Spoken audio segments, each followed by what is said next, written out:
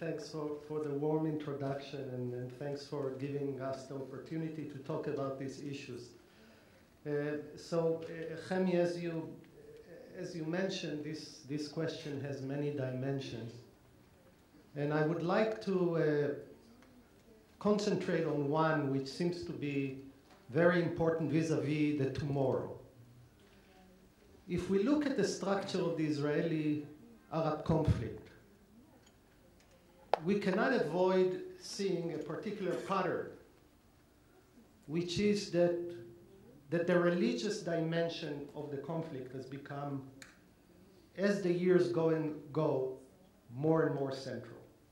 The Israeli-Arab conflict had usually 3 cycles. It had the Palestinian-Israeli conflict, which is really a conflict about home. It had the Israeli-Arab state conflicts, which was a conflict about borders, us in Egypt, Syria, Lebanon, Jordan. And it has a potential, a threatening potential of turning from an Israeli-Arab conflict to a Jewish-Muslim conflict.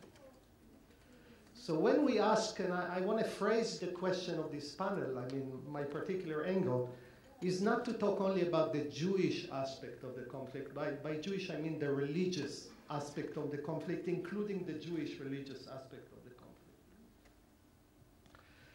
conflict. We have witnessed 2 wars. In the last 2 wars, actually, Israel didn't fight directly a state. It fought 2 religious movements, one Shia, the Hezbollah, and one Sunni, the Hamas, sponsored and motivated by a certain religious ideology coming from Iran. The conflict has changed. And it has changed as well with what I would call the Jerusalemization of the conflict. There is a more and more importance over Jerusalem, or I would focus even more on the Temple Mount, Haram el-Sharif, as a kind of, in some ways, even more central than the refugee problem. As I see it, actually, the refugee problem could be solved. This is a complex issue. Now, by the way, this is true about us as well. This is not true about also there. The hardcore, I would say, right-wing element in Israel is based to a certain degree on hawkish view about the intentions of the other side, but it is religiously grounded in many ways. Now, I want to pose, this is a very large issue, but I want to pose a certain question and in some ways a hope. What happens to a political conflict when it becomes a religious war? And 2 things happen to it. The first one, naturally, it's globalized. It's become wider than we want it to be. Israel's concern was always to try to minimize the conflict as much as we can. We definitely don't have a struggle with the Muslim world.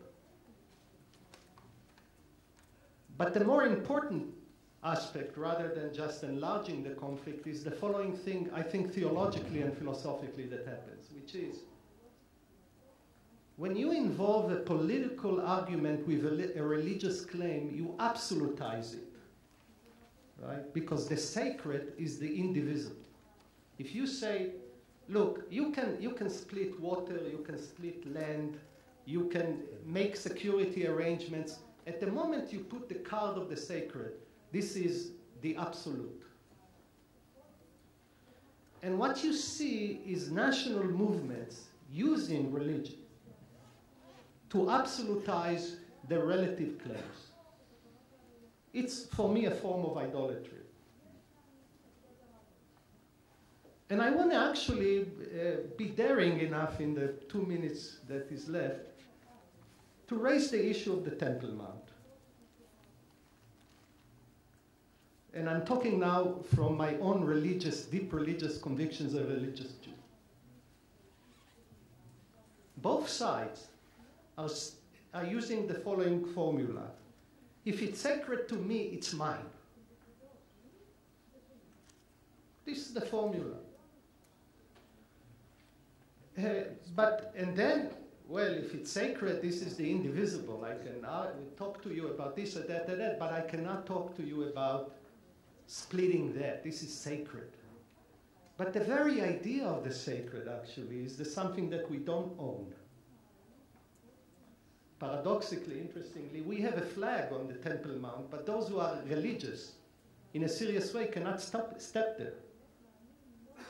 The sacred is something you don't own. Or I would say the following: both traditions, if I want to be more blunt, both traditions, both religious traditions betray their common sense of transcendence. Actually, we worship the same transcendent God by turning this place into a Molech temple, which we say we will gonna sacrifice generations of young people in order to keep it ours. I think Yoshev Bashamayim Yitzchak, the one who sits in heaven, must be laughing, or laughing out of tragedy in some ways, the way in which. Now, I think there would not be, the nature of the conflict has become such a way that there would not be a genuine reconciliation without a serious religious dimension to this reconciliation. And by that I mean the following: bringing up what is the most noble of our both traditions, which is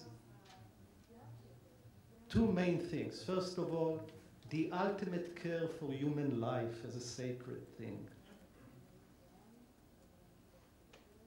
And the second, understanding that the role of religion in such conflict is not to absolutize national relative claims, but to relativize absolute claims in the name of the transcendent God whom we want to be witness to and worship.